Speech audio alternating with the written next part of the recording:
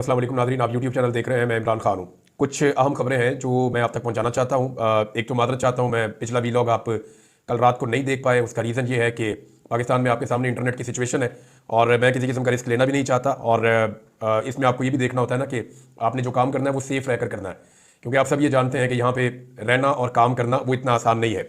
लेकिन इसका एक सोल्यूशन है, मैं आपके साथ शेयर करूँगा। पाकिस्तानी रियासत जो है वो अरबों रुपये खर्च कर रही है सिर्फ नौजवानों को उनकी राय देने से रोकने के लिए, कि आम आदमी जो है वो अपनी बात ना कर सके, सिर्फ अशराफिया अपनी बात कर सके सोशल मीडिया के ज़रिए से।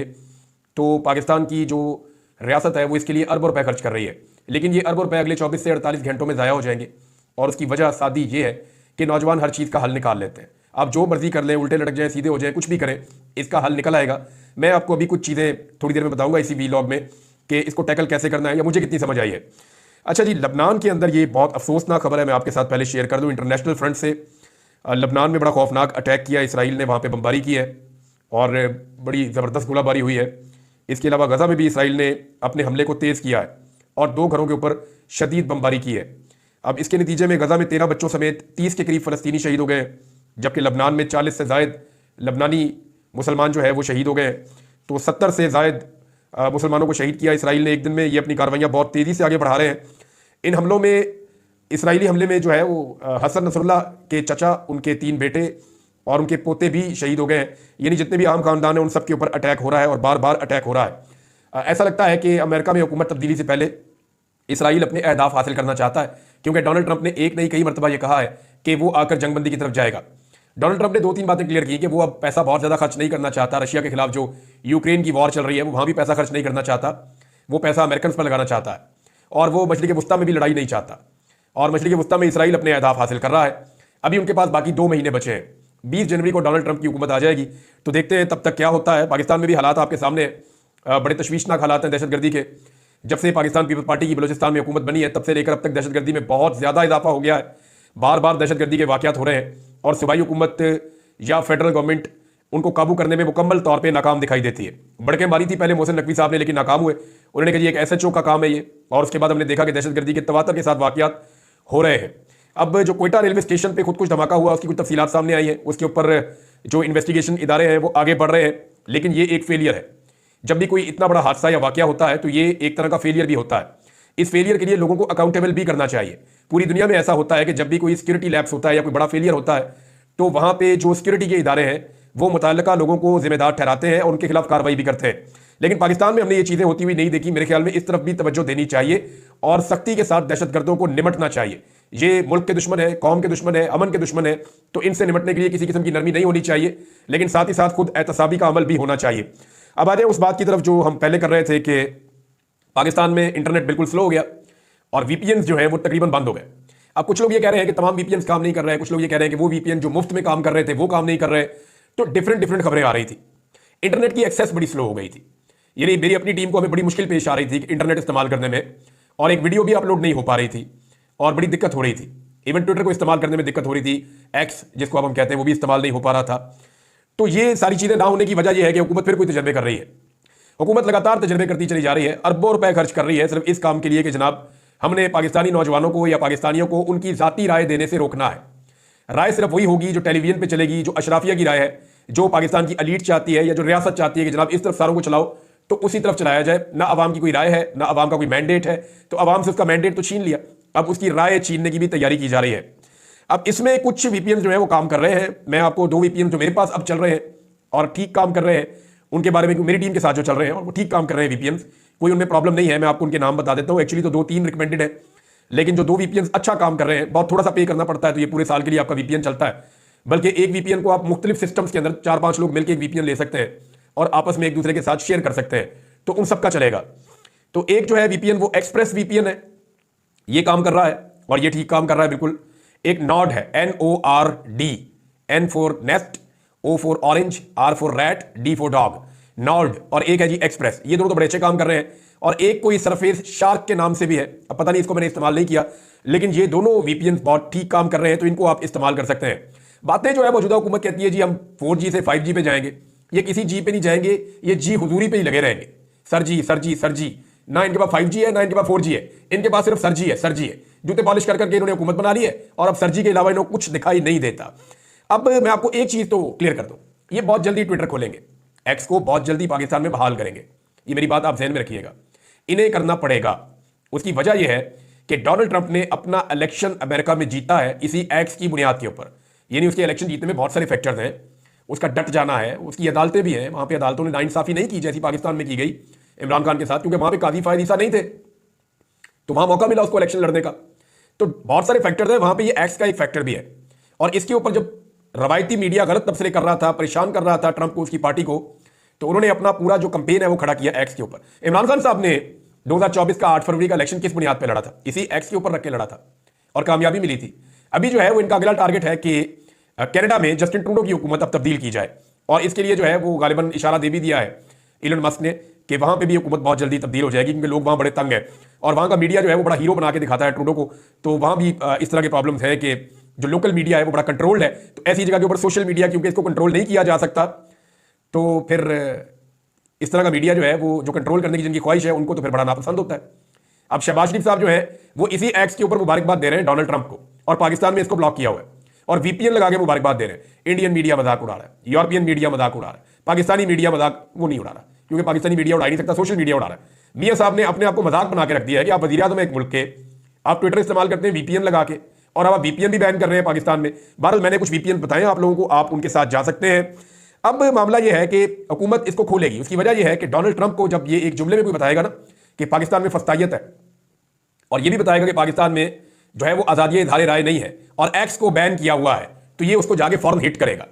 तो उससे पहले पहले आप देखिएगा ये एक्स की बंदिश जो है उसको खत्म कर देंगे और ये इंटरनेट के ऊपर आपका ट्विटर चलना शुरू हो जाएगा थोड़े अरसे में, क्योंकि इतने तगड़े हैं नहीं। शहबाज शरीफ ने अपने मुंह से कहा था कि बेगर्स आर नॉट चूजर्स, तो एक्चुअली वो अपने आप को बेगर समझते हैं, उन्हें लगता है कि वो मांगने वाले हैं, फकीर हैं, भिखारी हैं, लिहाजा उनकी कोई चॉइस नहीं हो सकती, उनको ट्विटर खोलना पड़ेगा, और ऐसा लगता है कि ये फिर ट्विटर खोल देंगे। अब नाज़रीन एक और बड़ा इशू उठा हुआ है, वो पाकिस्तान तहरीक इंसाफ के अंदर है। देखिए इसके ऊपर जरा खुल के बात कर लेते हैं। तहरीक इंसाफ अपने ही सोशल मीडिया से तंग आ गई है। तहरीक इंसाफ की जो क़यादत है, उन्हें लगता है कि उनका सोशल मीडिया उनका बहुत ज्यादा एहतसाब कर रहा है। देखिए इसमें कुछ जगह के ऊपर तो ऐसा होता है कि अपने अंदर ही दुश्मन ढूंढ रहे होते हैं लोग, उन लोगों की राय है, इख्तलाफ हर जगह पे होता है, कई जगह पे ओवरडू भी हो जाती हैं चीजें, सोशल मीडिया से भी हो जाती हैं। लेकिन तहरीक इंसाफ के लिए सोशल मीडिया क्या है ये मैं आपको भी बताऊंगा इस वीलॉग में। यानी जो लोग आज सोशल मीडिया के ऊपर तनकीद कर रहे हैं ना, उन्हें आइडिया ही नहीं है कि सोशल मीडिया पाकिस्तान तहरीक इंसाफ के लिए क्या है। तो मैं आपको यह बता देता हूं कि ये सोशल मीडिया कैसे मुख्तलिफ है और कैसे अलग है बाकी सोशल मीडिया से जो पाकिस्तान तहरीक इंसाफ के लिए काम कर रहा है, और तहरीक इंसाफ की क़यादत इससे खाइफ क्यों है ये भी आपको बताता हूं। देखिए जो पाकिस्तान तहरीक इंसाफ के सोशल मीडिया एक्टिविस्ट है ना, ये आम पाकिस्तानी है। इनमें बेशतर ऐसे हैं जो पाकिस्तान तहरीक इंसाफ के वर्कर्स भी नहीं है। ये आम पाकिस्तानी के तौर पर ठीक को ठीक और गलत को गलत कह रहे हैं, और ये सिर्फ नजरिया को फॉलो करते हैं। इनमें जो है बाशऊर नौजवानों की अक्सरियत है, खवातीन भी हैं, हजरात भी हैं, नौजवान लड़के लड़कियां हैं, तो ये बाशऊर नौजवान है। इन्हें कोई लालच नहीं है, ना इनको तनख्वाह के ऊपर रखा हुआ है। अब तनख्वाह के ऊपर लाखों लोगों को तो भर्ती नहीं किया जा सकता ना, ज्यादा ज्यादा आप चंद 100 लोगों को भर्ती कर सकते हैं, गरीब मुल्क है, किसी पॉलिटिकल पार्टी में बस इतना पैसा होता भी नहीं है। तो बहरहाल ये लाखों लोगों को तो आप भर्ती नहीं कर सकते कि आपने भर्ती कर दिया, लालच दे दी, या तनख्वाह के ऊपर इनको रख लिया। ये लोग जो भी करते हैं ना, ये अपने मुल्क के लिए अच्छा सोच कर करते हैं, इन्हें लगता है ये चीज ठीक है तो ये इस तरह करते हैं। इनका अपना जाती कोई लालच है नहीं, यानी इनमें से किसी ने इलेक्शन नहीं लड़ना। ज्यादातर सोशल मीडिया के ऊपर ऐसे लोग हैं, ना इन्होंने इलेक्शन लड़ना है, ना इन्हें कोई सीटें चाहिए, ना इन्हें कोई ओहदे चाहिए, ना इन्होंने पाकिस्तान तहरीक इंसाफ से कोई फायदे लेने। ये तो सिर्फ पाकिस्तान के चक्कर में इमरान खान का साथ देते हैं। और इमरान खान का साथ ये क्यों देते हैं, इस पर गौर करें आप। ये इमरान खान का साथ देते हैं इमरान खान के मौक़िफ़ पर डट जाने की वजह से, इमरान खान के अपने करैक्टर की वजह से, जो बड़ा मजबूती के साथ खड़ा हुआ है। तो ये इमरान खान के किरदार की वजह से उसको सपोर्ट करते हैं। इनमें से बेशतर तो ऐसे हैं नौजवान जो उस वक्त बिल्कुल छोटे छोटे बच्चे थे, जिन्हें क्रिकेट की समझ ही नहीं थी 92 में। कई लोग समझते हैं कि ये क्रिकेट के फॉलोअर्स हैं, बहुत सारे ऐसे हैं जिनको क्रिकेट पसंद ही नहीं है, वो क्रिकेट देखते भी नहीं है, लेकिन फिर भी इमरान खान को बहुत फॉलो करते हैं। वो लीडर समझते हैं इमरान खान को, उनके लिए इमरान खान एक लीडर है, एक क्रिकेटर नहीं है। क्योंकि बेशतर तो ऐसे हैं जिन्होंने 92 के वर्ल्ड कप के बाद आंख खोली इस दुनिया में, या उस वक्त वो 2 साल 3 साल 4 साल 5 साल के थे, जिन्हें क्रिकेट का शऊर ही नहीं था। तो ये इमरान खान को क्रिकेट की वजह से नहीं, उसके करैक्टर की वजह से सपोर्ट करते हैं, और बिल्कुल स्ट्रेट फॉरवर्ड किस्म के लोग हैं। ये किसी का उधार नहीं रखते, यानी इन्हें इस बात से फर्क नहीं पड़ता कि ये कितना बड़ा आदमी है, या कोई मिनिस्टर है, या कोई बड़ा ओहदे में बैठा हुआ है, कोई गवर्नर है, कोई वजीर आजम है। इन्हें फर्क पड़ता होता तो ये एस्टेब्लिशमेंट के साथ टक्कर ले लेते, इन्हें फर्क पड़ता तो ये वजीर आजम के साथ टक्कर लेते। कभी इनके पासपोर्ट ब्लॉक होते हैं, कभी इनके घर वालों को तंग किया जाता है, कभी इन्हें उठाकर भी ले जाते हैं, कभी इनको ब्लॉक कर दिया जाता है, कभी इन्हें कोई नुकसान, कभी कोई नुकसान, लेकिन उसके बावजूद ये पीछे नहीं हटते। अगर ये बुज़दिल होते और स्ट्रेट फॉरवर्ड ना होते और आपसे डर जाते, तो ये बहुत पहले बाकी लोगों से डर जाते। आप इन्हें डरा नहीं पाएंगे। दूसरा ये है कि ये अमीर और खानदानी रईसों के गुलाम नहीं है। इनको सबसे पसंदीदा नारा इनका यह है कि जी हम गुलाम नहीं है, इमरान खान के पीछे इसलिए चलते हैं। तो अमीर है, कोई खानदानी रईस है, कोई पुराना सियासतदान है खानदानी, इनको इस बात से कोई फर्क नहीं पड़ता। इन्हें फर्क पड़ता है कि किस आदमी की कुर्बानी क्या है और किस आदमी का नजरिया क्या है। इन्होंने पहली मर्तबा गरीब और मिडिल क्लास आम लोगों को कई दूर दराज इलाकों से चुनकर लीडर बनाया है। बहुत सारे हीरे इन्होंने तलाश किए सोशल मीडिया के जरिए से और उनको दुनिया के सामने लेकर आए हैं। आज वो लोग जो 20-20, 25-25 साल से सियासत कर रहे हैं, उनके कद बहुत छोटे हो गए हैं बहुत सारे ऐसे लोगों के सामने जिन्हें कल तक कोई जानता भी नहीं था। जनूबी पंजाब से, कबायली इलाकों से, दूर दराज एरिया से ऐसे ऐसे हीरोज ढूंढ कर लाते हैं ये सोशल मीडिया के लोग और बताते हैं और फिर उनको हीरो बनाते भी हैं सोशल मीडिया के जरिए से। इन्हें फर्क नहीं पड़ता कि ये साबिक वजीर आजम का बेटा या वजीर आला का बेटा, इन्हें फर्क नहीं पड़ता कि इसकी अरबों खरबों की जायदादें या इसकी 40 फैक्ट्रियां। एक छोटा सा दुकानदार या एक सेलमैन भी इनके लिए बहुत बड़ा हीरो बन जाता है। ये सोशल मीडिया का कमाल है। पाकिस्तान तहरीक इंसाफ में कई लोगों ने अपना सोशल मीडिया बनाने की कोशिश की, सारे के सारे नाकाम हुए। और यानी इस सोशल मीडिया ने किया ये कि एक हुजूम को एक कौम के अंदर कन्वर्ट किया। मैं अली अमीन गंडापुर साहब का आपको एक स्टेटमेंट पढ़ के सुनाऊंगा। एक तो शेख वकास अकरम साहब का स्टेटमेंट है, वो तो आप सबने सुना है। अली अमीन गंडापुर साहब का एक स्टेटमेंट है, उसकी सिर्फ मैं 2 लाइनें आपको पढ़ के सुनाऊंगा, फिर मैं आपको बताता हूं कि एक्चुअली चक्कर क्या है। गंडापुर ने कहा कि जो घर में बैठकर तहरीक इंसाफ पर तनकीद कर रहा है, मैं उसे पीटीआई का समझता ही नहीं हूं। और उन्होंने कहा कारकुन नाराज है, वजीर डी चौक पर हमें छोड़कर आ गए, उनकी नाराजगी को खत्म करेंगे। उन्होंने कहा जिनकी बात कर रहे हो ये अपने घर में बैठे होते थे, ये डी चौक में होंगे भी नहीं, मेरी पार्टी है, मुझे पता है कौन क्या है। उन्होंने कहा इनकी नाराजगी जाए भाड़ में, खुद निकलते नहीं है, बैठे घर में होते हैं, बाहर बैठकर बातें कर रहे होते हैं, जो जाने वाले साथ थे वो अब भी साथ है। अच्छा जी, अब बात यह है कि अली अमीन गंडापुर साहब कहते हैं कि ये घर में बैठ के सोशल मीडिया चलाते हैं तो ये जाए भाड़ में। इमरान खान ने इनको क्या नाम दिया था? इमरान खान ने इन्हें कहा था कीबोर्ड वॉरियर्स। Keyboard warriors. अब कीबोर्ड वॉरियर इमरान खान ने कहा तो इसका मतलब क्या है? वो इनको वॉरियर समझते थे। इमरान खान को सोशल मीडिया की अहमियत का पता है। वो इस बात को जानते हैं कि 10 में से 1 आदमी सड़क पे आता है, लेकिन अगर 10 आदमी कीबोर्ड पे बैठे हो तो वो एक तहरीक खड़ी कर सकते हैं। इमरान खान ये जानते हैं कि फ्यूचर जो है वो सोशल मीडिया का है। इमरान खान को ये पता है कि मुस्तकबिल में जितने इलेक्शन हुआ करेंगे, सोशल मीडिया के ऊपर पैगाम जारी होंगे, वहीं पे सारी चीजें होंगी, उनके मुताबिक इलेक्शन चला करेंगे। इमरान खान साहब इनसे 10 साल आगे सोच रहे हैं और ये इमरान खान साहब से 20 साल पीछे सोच रहे हैं, नॉर्मल जमाने से भी 10 साल पीछे जा रहे हैं। आज पाकिस्तान तहरीक इंसाफ के पास जो सबसे बड़ी ताकत है वो तहरीक इंसाफ का सोशल मीडिया है, जिससे पाकिस्तान की एस्टेब्लिशमेंट तंग है, जिससे पाकिस्तान की सारी हुकूमत तंग है, पाकिस्तान के रियासती इदारे तंग है। वो सारे ये कह रहे हैं कि हमने जो भी तजर्बा किया उसको उल्टा कर दिया किसने? सोशल मीडिया ने। अगर आप सर्वे उठा के देखें तो 80% कामयाबी पाकिस्तान तहरीक इंसाफ को इस सोशल मीडिया की वजह से मिली है। यही कीबोर्ड वॉरियर्स लोगों को बता रहे थे कि आपका इंतखाबी निशान ये है, आपने इसके ऊपर मोहर लगानी है। अब सारे लोग तो जलसे में नहीं आ सकते ना, सारे लोग एक जैसे होते भी नहीं है। लेकिन क्या आप डिस्करेज करेंगे जो आदमी बैठ के सोशल मीडिया के ऊपर आपकी लड़ाई लड़ रहा है? तो क्या आप डिस्करेज करेंगे उसको गाली देकर के तू लड़ाई लड़ी ना, भाड़ में जाओ, तुम भाग जाओ यहां से, हमें सिर्फ वही 4 बंदे चाहिए जो हमारे साथ जाके मैदान में लड़ाई लड़े? भाई सोशल मीडिया एक बहुत बड़ी पावर है, ये पूरी दुनिया में आपकी आवाज को लेकर जाती है।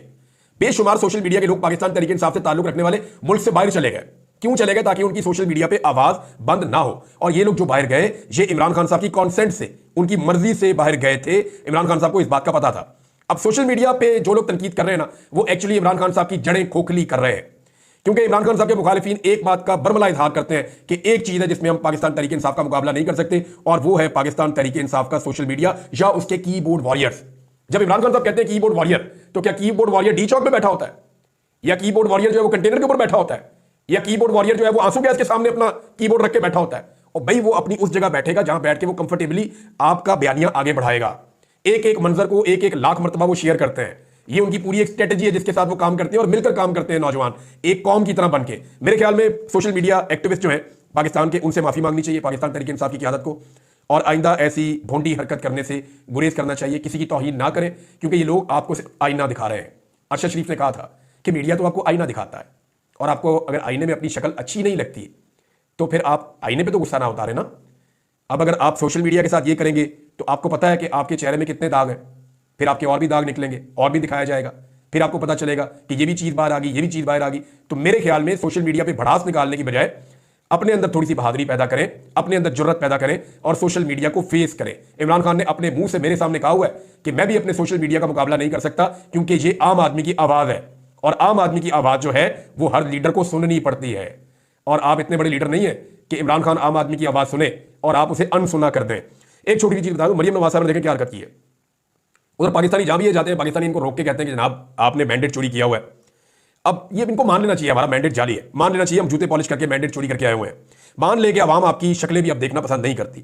आप मान लें कि इमरान खान के बुग्ज में आपने पाकिस्तान की मईशत को और पाकिस्तान के हालात का बेड़ा गर्क करके रख दिया है। अब तो नून लीग के अपने लोग तनकीद करें तो मान लें आप लोग। अब लोग जहां ये जाते हैं वहां तनकीद करते हैं, उधर 3 बंदे इकट्ठे करके चार बंदे इकट्ठे करके उनके हाथ में बैनर पकड़ा के वहां खड़ा कर दिया, उसी जगह पे जहां पे नवाज शरीफ साहब की एक दिन पहले इज्जत अफजाई हुई थी, मरियम नवाज की और नवाज शरीफ की। और वो 4 बंदों में से एक बंदा नारे लगा रहा है, और गौर से देखें बाकी 3 बंदे शर्मिंदा हो रहे हैं कि हम यहां पे क्यों आ गए।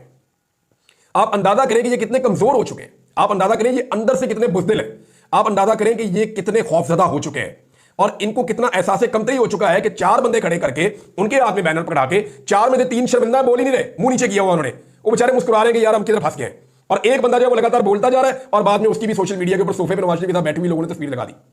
अंदाजा करें आप, ये हालत हो गई है। और ये हालत करने में ना मियां साहब के साथ जो 2 खवातीन फिर रही हैं ना टिकटॉकर्स, इन दोनों ने मियां साहब को यहां तक पहुंचाया। अच्छा खासा इज्जतदार आदमी था, बेड़ा गर्क कर दिया इन दोनों औरतों ने मिलकर मियां साहब का।